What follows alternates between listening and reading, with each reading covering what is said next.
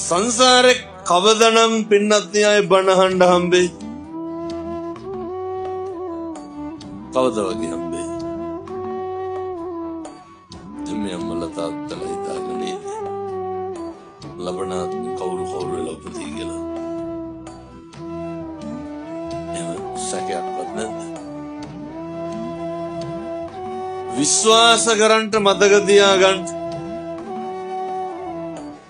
කල්ප ගානක් යනකම් මිනිස් වෙලා උපදින එකක් නෑ. කල්ප ගානක් යනකම් ඒ කියන්නේ බණ අහන්න හම්බෙන්නේ. බණ අහන එකක් නෙමෙයි අරුමේ. මොකක්ද අරුමේ? දැන් මොකක් හරි අහලා තේරුම් ගන්න පුළුවන් කවුරු වෙලා ඉපදුනා. බණ මොයින් බල්ලොන්ටත් ඇහෙනවද? තේරුම් ගන්න පුළුවන්. නිවන් මඟ අහුරන ප්‍රබල කාරණයක් තමයි වෙනදී ව්‍යාපාදේ. කේන්තිය.